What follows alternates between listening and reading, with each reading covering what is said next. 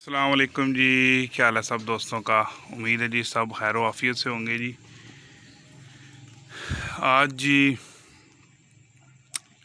एक भाई की कॉल आई जी रात को, तकरीबन आज नहीं कल रात को 11:30 पौने 12 का टाइम होगा। उन्होंने मुझसे पूछा जी आप वंडा सेल करते हैं? मैं कहा जी बिल्कुल करते हैं। तो उन्होंने रेट शेट पूछा। एट द एंड मैंने उन्हें ये बताया, मैं कहा जी हम सिर्फ वंडा ही नहीं सेल करते, हम आपके साथ भी चलते हैं। कुछ मसला मसाइल आपके जानवर को हो तो हम इंशाल्लाह आपको साथ साथ गाइड भी करेंगे जो हमसे हो सकेगा। तो उन्होंने मुझसे एक सवाल पूछा जी कि बच्चे मर जाते हैं जी, जो हमारे पास बकरियां वो डिलीवर करती हैं, बच्चे मर जाते हैं। तो मैंने उनसे अगला सवाल पूछा जी, जो बच्चे आपके मरते हैं जी वो उनकी एज होती होगी ज़्यादातर 3 से लेके 21-22 दिन तक। किसी की 7 दिन होगी, किसी की 10 दिन होगी, किसी की 12 दिन होगी, किसी की 20 दिन होगी। तो उन्होंने मुझे कहा जी बिल्कुल ऐसा ही है, किसी की 10 दिन एज होती है, किसी की 12 दिन होती है, किसी की 15 दिन होती है। वो बच्चे ऐसे लागर होकर गिर जाते हैं और मर जाते हैं। हमें कोई समझ नहीं आती, हम ग्राई वाटर देते रहते हैं, कभी कुछ करते रहते हैं, कभी कुछ करते रहते हैं। तो वो मैंने कहा जी चलें इस टॉपिक पे फिर वीडियो बनाएंगे। देखें जी, जो बच्चे होते हैं ना, वो एक बीमारी होती है, उसका नाम होता है जी फ्लॉपी किड सिंड्रोम। ये छोटे बच्चों में होती है, ये स्टार्ट होती है, इसका कह लें डर, जो ख़तरा स्टार्ट होता है वो होता है तीसरे दिन से लेके ऑनवर्ड 23वें दिन तक, 23rd डे तक। इसमें अगर आप बकरी के बच्चों को उनकी माँ के साथ खुला छोड़ देंगे तो बच्चे ज़रूरत से ज़्यादा, अपनी ज़रूरत से ज़्यादा दूध पी लेंगे किसी टाइम, और वो उनके अंदर स्टक हो जाएगा। जब वो स्टक हो जाता है, अब हमारे फार्मर्स को या हम जैसे जैसे शौकीन छोटे मोटे, उनको समझ नहीं लगती कि यार ये क्या मसला हुआ है, किस वजह से जानवर हमारा खा पी नहीं रहा। हम फिर देसी टोटकों की तरफ चले जाते हैं। किसी को कोई अचार दे रहा होता है, कोई तेल दे रहा होता है, कोई ग्रे वाटर दे रहा होता है। अगर हर तरह का, जाहिर सी बात, हर बंदे की कोशिश होती है जी कि जानवर बचे। तो बज़ाहिर जी कोशिश तो यही होती है हर बंदे की कि जनाब जानवर बचना चाहिए हमारा। तो कोशिश करते हैं हर बंदे अपने अपने लिहाज से, लेकिन इसका जो बचाव है वो सबसे पहले तो कहते हैं ना जी कि एहतियात जो है वो इलाज से बेहतर है। माशाल्लाह ज़रूर कीजिएगा जी। हमारा ये जानवर देख के भरपूर माशाल्लाह कह लें कि अपने वो चौबन पे इस वक्त तैयारी में।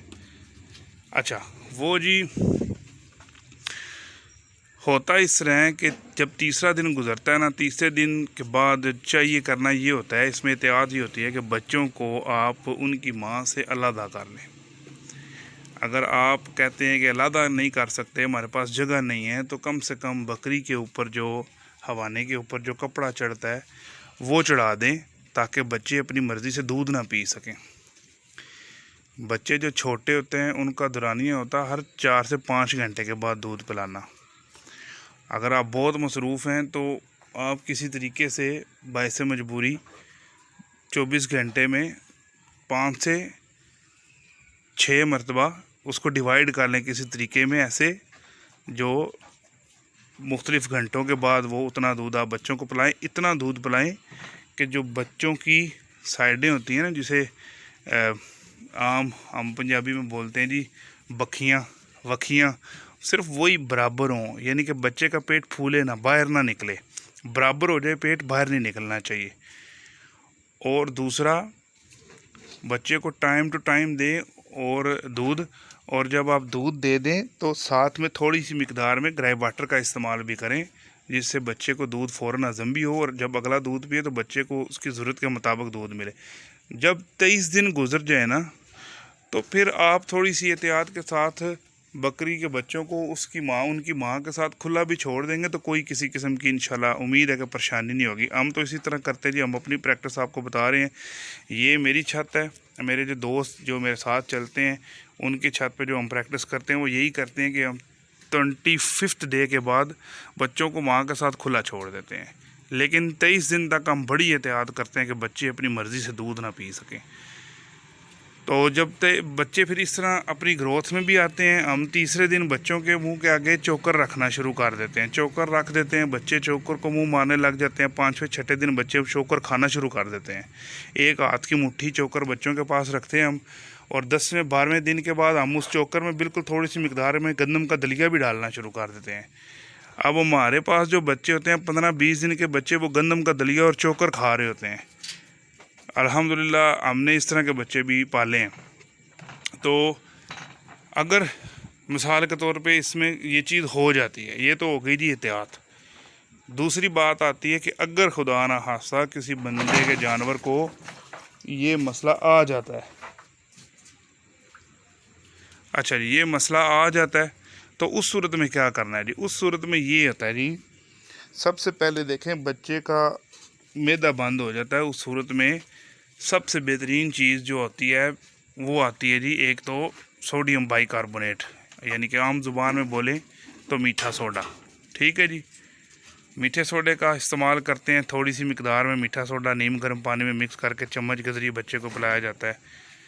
नंबर 2, जो बच्चे के जिस्म में मैदे में गैस बनती है, उसको ख़त्म करने के लिए हल्की सी मिकदार में जो आम घरों में इस्तेमाल होने वाला कुकिंग ऑयल होता है, उसका इस्तेमाल किया जाता है। और देखा जाता है कि बच्चे की मेंगने कितने टाइम से बंद हैं।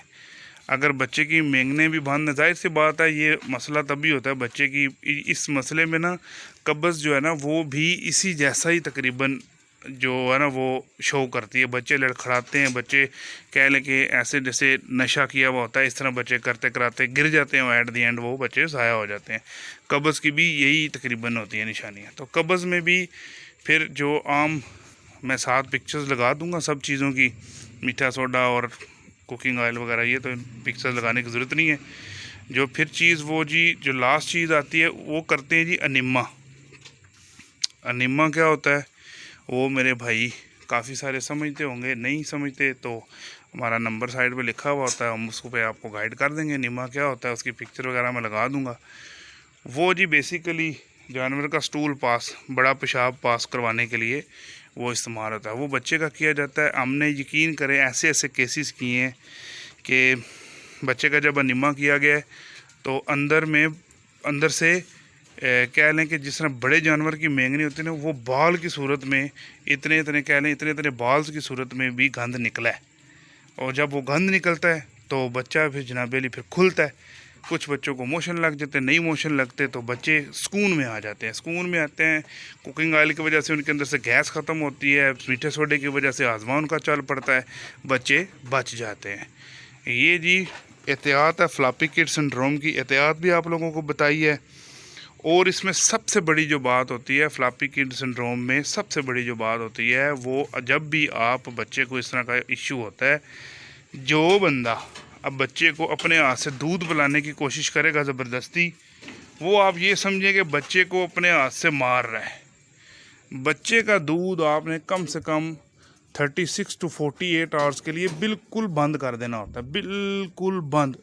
कोई तरस नहीं खाना, जितना मर्ज़ी छोटा बच्चा हो, आपने 36 से 48 घंटे के लिए बच्चे का दूध बिल्कुल बंद कर देना, दूध नहीं पिलाना उसे। दूध की जगह पे आपने क्या करना है, कुछ घंटों के बाद आम जो ORS मिलता है बाज़ार से, ORS को पानी में मिक्स करके वो आपने उबले हुए पानी में मिक्स करना है ORS को, और जनाब बच्चे को चम्मच के ज़रिए थोड़ा थोड़ा पिलाते रहना है। थोड़ी देर बाद पिलाते रहना है ताकि बच्चे की एनर्जी जो है जी वो डाउन ना हो। ठीक है जी, बच्चे की एनर्जी डाउन नहीं होने देनी। ORS के ज़रिए बच्चे को 36 to 48 आवर्स के लिए दूध नहीं देना ताकि मज़ीद कोई मसला ना बने अंदर। और साथ में मीठा सोडा और कुकिंग ऑयल का इस्तेमाल और नीमा का इस्तेमाल करेंगे तो ये 100% आजमाया हुआ जी, हमने 100% आजमाया हुआ, एक दफ़ा नहीं कितनी दफ़ा आजमाया हुआ ये हमने फार्मूला। अल्हम्दुलिल्लाह इससे बेहतरीन बच्चे बचते हैं जी। फंसे हुए बच्चे, जिस तरह ज़ाया होने पे आए हुए होते हैं बच्चे, वो भी हमने बचाए हैं अल्हम्दुलिल्लाह। हमने क्या बचाने हैं कि अल्लाह की ज़ात बचाने वाली है जी। और मशकूर हैं हम उन लोगों के, फिर एक दफ़ा बोलूँगा, अक्सर वीडियोज़ में बोलता हूँ, हम तो मशकूर हैं उन लोगों के जिन्होंने हमें ये 4 बातें सिखा दी। अल्लाह पाक उन्हें अजर अज़ीम दे जी।